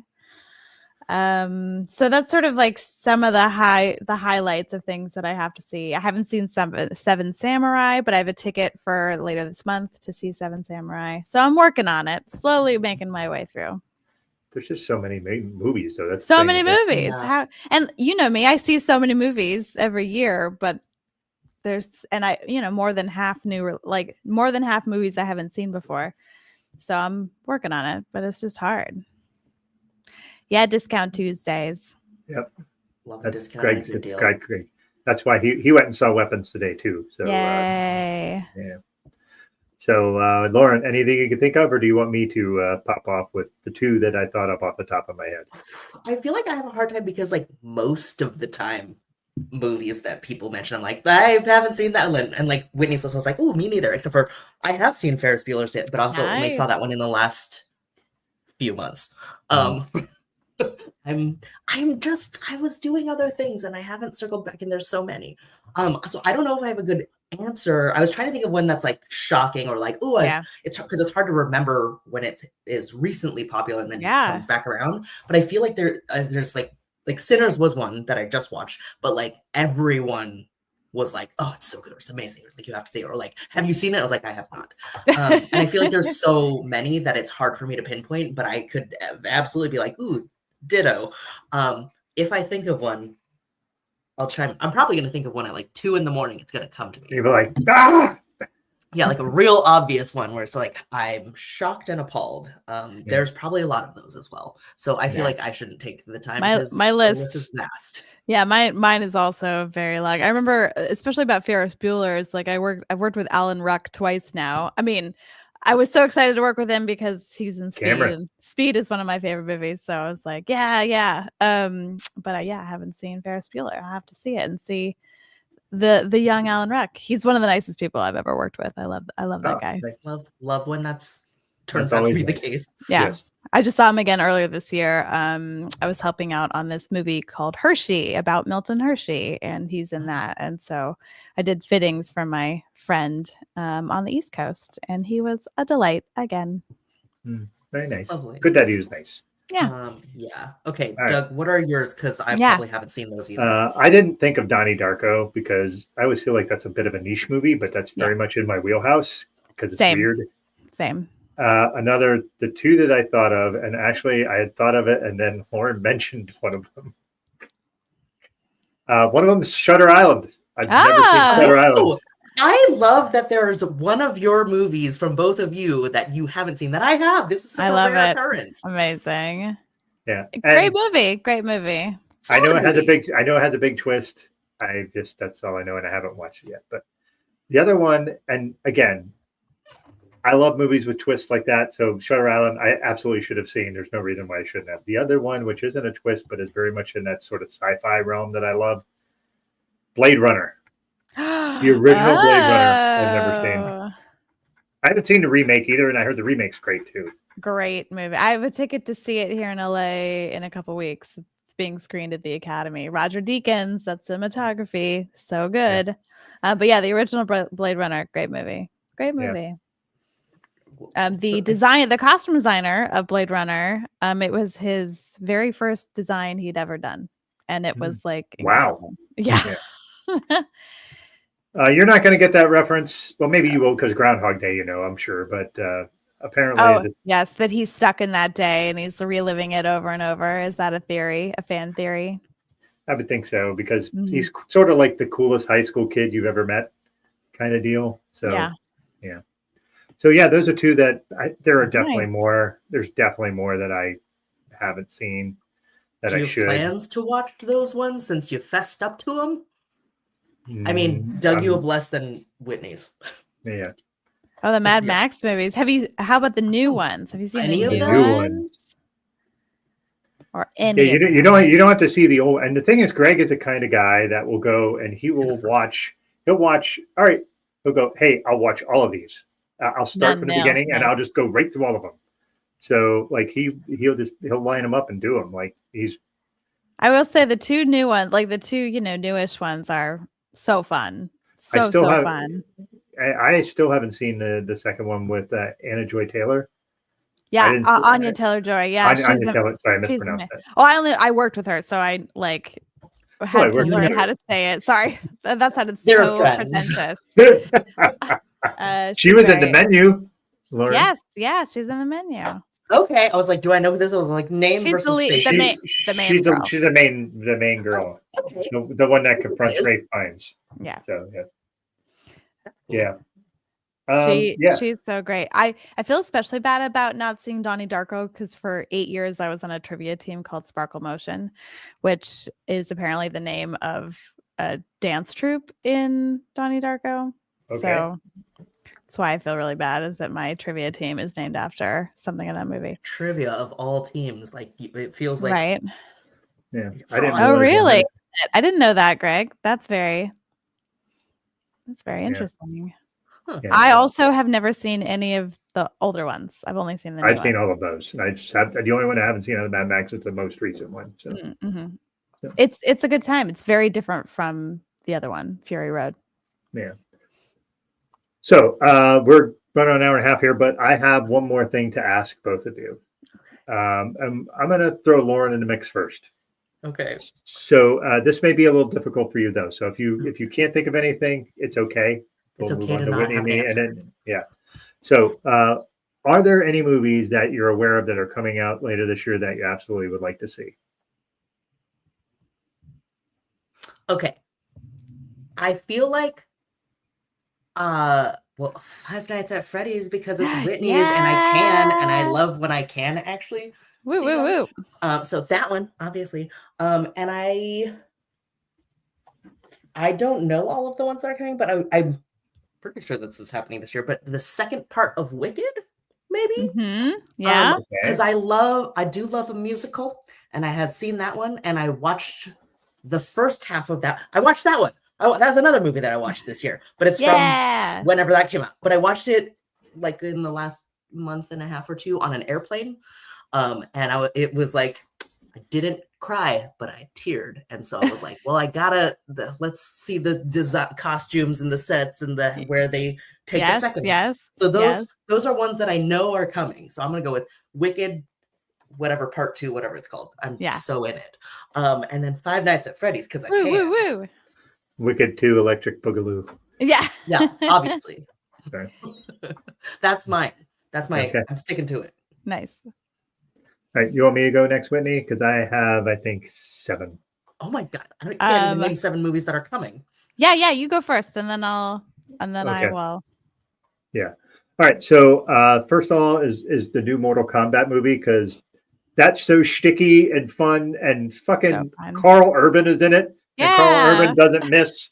That guy's fucking great. He's awesome in everything he's in. So I'm really looking forward to that. I hope they keep the campiness. The trailer makes it look like they're very much keeping the campiness. So I'm very happy about that. Another one that's not as campy is going to be The Long Walk.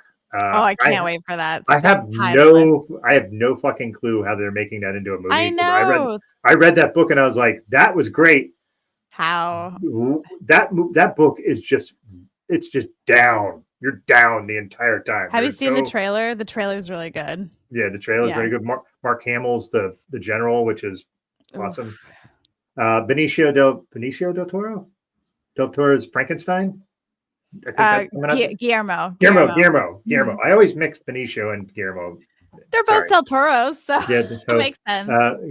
But he's making Frankenstein with Oscar Isaac. Yeah, as Dr. Frankenstein, which is I wish it was going to be cool. in theaters. Boo. Yeah. There's also remaking The Running Man, which I don't know if you've ever seen The Running Man from the 80s. Is that Arnold Schwarzenegger? Yes. Yeah. I did watch that for a bad movie night. It is so campy and ridiculous, but it's fun because it's bad fun. They're remaking that? They're remaking that with Ryan Gosling. And I'm a little worried about that, but I want to see it. Right? Oh, it's Glenn Powell, not Ryan Gosling. Sorry, my bad. Yeah. So, so there's a movie that's already out that I haven't seen that I really, really want to see because Alex Garland made it, and it is Warfare. I haven't seen it yet. What was the one he made with Kirsten Dunst, where she was the person taking Civil photos? War. Civil War was. That was such a great freaking movie. Got no pub. A really excellent movie. Kirsten Dunst's husband's in it. Jesse Plemons. He's so scary. He's so scary in that movie. Knives Out 3. I love those Knives Out movies. Those Knives Out movies are fun. It's ridiculous. Like Dead Man. What's the new title? I think it's Dead Man's Reckoning and Dead Man's Reckoning or something like that. I was like, what's it called?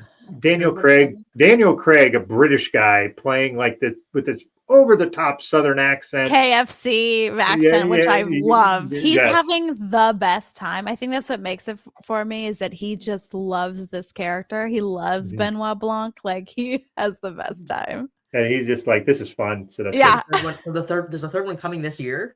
Yeah. I believe. Oh, I saw the second one. Yeah. And that one was where it's like that part where he's like, it's dumb, and I forget who's the lady said, it's so brilliant, it's so dumb, it's brilliant. No, it's just so dumb.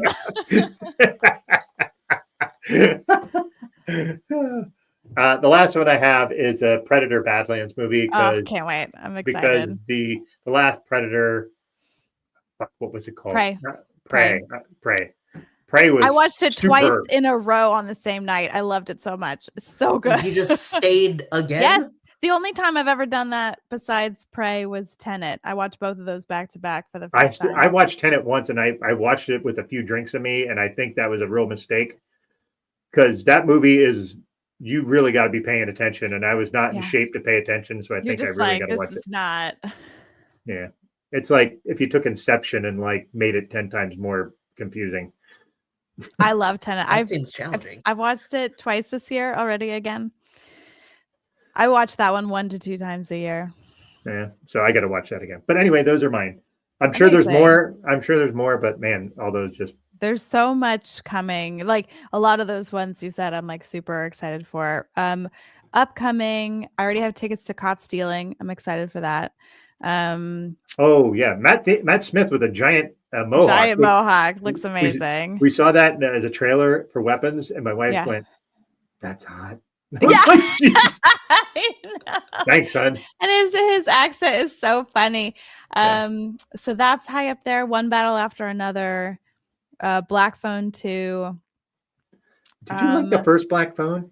I liked it. I didn't love it. I liked it. Yeah, I thought it was okay. I didn't think it was great, but yeah. I have a list. Let's see what else is on my list. She's a list. She's got to stay organized. Me and my movies, always like, taking the time to be on top of it. It was just an accident. I really want to see. Oh, Roofman. I really want to see Roofman. Oh yeah, the Tron Ares looks very fun. Even though I'm not a huge Jared Leto fan, but I'm very much not a big fan of that guy. But yes. Kiss of the Spider Woman. I'm interested in seeing. The Smashing Machine. I want to see that. Oh, The Rock. Yeah. Those are sort of like high up on my. Oh, Twinless. I really want to see. That was at Sundance earlier this year, and they did a virtual Sundance, and there was a couple of bad actors, not bad people who took a video of parts of the film, because there's this it was widely talked about sex scene in the movie, and there were some people who put it online, and then I had a ticket to watch it online, and before the window opened, they pulled it from being online. And I was really, really sad about it. And oh yeah, Alien Earth episodes 1 and 2 dropped tonight. I cannot wait to see those. I'm excited about What is Alien Earth? It's the new Alien. The new Alien show. Is that the cartoon one? I thought there was a cartoon. No, it's live action. Yeah. It takes place before, in the timeline, it takes place before the first Alien movie. Oh, okay. Right before. It's oh yeah, Nobody 2 I have tickets for on Friday. So I already have. The first Nobody was so fun. So fun. It is it was like John Wick, who is an everyman. Yeah. It's an everyman guy who's just John Wick. And Bob Odenkirk, who looks like everyman. Yeah. It's just great in it. And I think it's interesting that he's doing that. He had a heart attack a couple of years ago too. And I'm like, he's doing all this he's doing all this action shit. And I'm like, dude, good on you, man. Awesome. I'm very excited. Yeah, I'm seeing that on Friday. I have my AMC Stubs membership that I've been using the heck out of. Working it, yeah. Oh man, last month I saw 9 movies, and so I pay $28 a month, and so you divide that by 9 movies, and half of them I saw were IMAX. So definitely getting my money's worth, because you can see any movie, any format, 4 movies a week. That's a lot of movies a week. It's amazing. I don't see the full 4 a week. You could see up to 16 movies a month, which is a little you see excessive. 4 movies a week. You just don't see them in AMC. You see them. I do. Academy and the Institute. Yeah, exactly. Here, I belong to American Cinematheque. I belong to the Academy. I belong to Vidiots, and I have an AMC membership. So I am definitely see that many just like I do just not in spots. the membership. Yeah, like I have a ticket to see Moulin Rouge at the Academy Museum this week, so I'm doing that. I was supposed to go yesterday, but injured back. But they're playing it Monday, Wednesday, and Friday this week. So, oh yeah, Project Hail Mary, so excited! That trailer rocks. I bought the book, so I want to read the book. Oh, I read the book. You will not be when you read the book. You will be even more excited for that movie. I promise you. That's the same guy that wrote The Martian. Which I loved. The Martian. I loved The Martian. Was great. The Great. Martian movie was good. The book is just fantastic, even better than the movie. It's not way better. It's a movie for The Martian. It's like Matt Damon fuller, did a great job. right? Because like it's always hard to take the book into movie because you have to condense and choose. Sure, and you can't apply everything from a book and a movie. That's impossible. Like because the movie, you also when you're reading a book, you're imposing your visualization of everything on there. So the movie is never going to, with rare exceptions, meet that or exceed it. Like I know, like one of my favorite examples of that is Fight Club, because even Chuck Palahniuk was like, that movie was way better than my book. Like he was even like, just wow, that was superb. And I read that book, and the movie was better. That's unusual.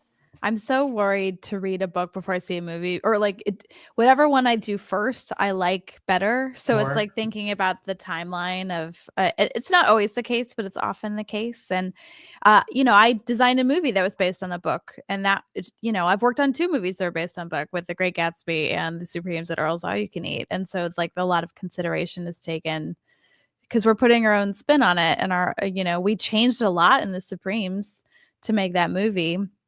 And I remember seeing Ready Player One, and I didn't like the movie. I loved the book so much, and it just wasn't what was in my head. So it's not, I think people who saw the movie loved it. And I think had I not read the book, I would have really loved the movie. But I was just like, this isn't like the book at all. I'm trying to separate them in my brain, right? So it's like, it's its own thing, but it's just tough. Yeah, I remember my son, who is very much a purist, if it doesn't match the book. Oh wow, that's tough. And he's like, then I don't want to watch it. That's tough, and it's never gonna match. That's the thing. That's a bummer. Is that like he was a big Harry Potter fan when he was younger, and the Harry Potter movies were great and pretty faithful to the books. A shame the author is a fucking bigot, but we didn't know that then. Right. So I will say, like, I enjoyed the movie. Yeah, I love the books because I'm a child of the 80s. Like, all the 80s references were just amazing. So amazing. And Will Wheaton read the book, which is like audiobook, which his was audiobook. I listened to the audiobook, and it was amazing. Yeah. If you've never listened to an audiobook by a guy named Ray Porter, you do yourself a service and do it, because that guy makes every character have its own voice. And he is just a superb audiobook. Oh, I love that. Any book that he does, almost any book I will snag, just listen to, because of just how good he is at it.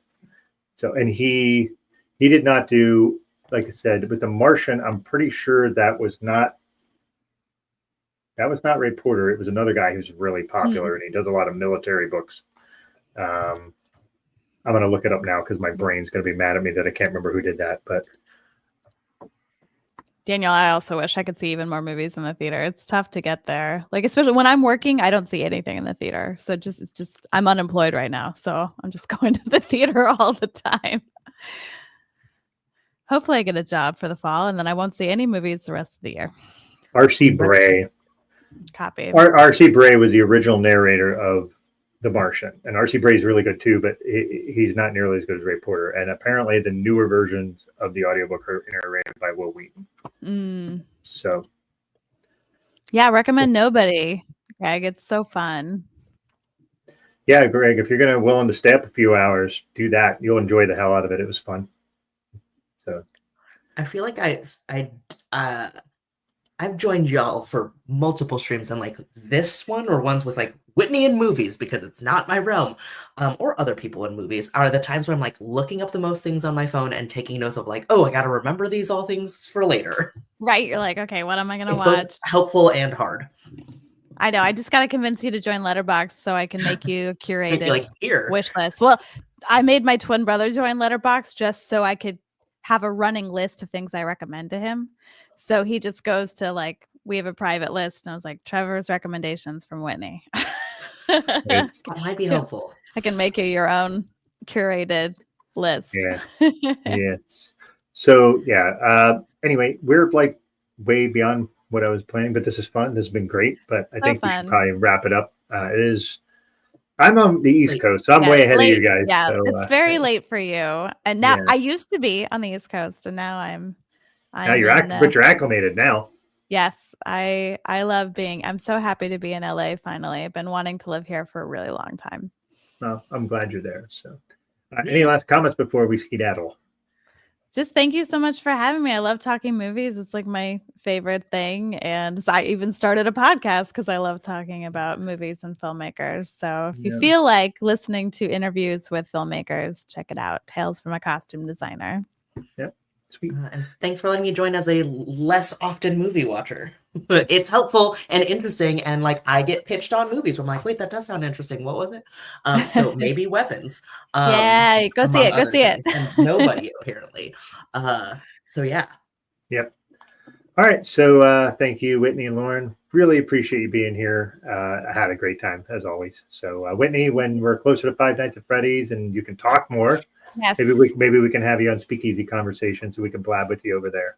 I'd love that. Maybe like, a Christmas time, like a week or two after the movie comes out, and then I can talk about it, all the stuff. Yeah, and we could talk about it as people who watched it. So that'll be cool. We could talk about our favorite movies over the year, like we did. I think what was it last year, or the year before? We did a top 10 movies of the year. We could have Lauren on and have her talk about her movies too. I'll just ask you all the questions. I have homework now at this point. Yeah, I have many movies to watch, so I have things to talk about. We'll make it happen. I would love that. Yep. All right. Cool. All right, everybody. Thanks for watching. Really appreciate it. And, we'll catch you. Now, next month, I do not have my guests lined up yet. I've queried them, but haven't heard back yet. So, we'll let you know about that. And everybody take care. Bye.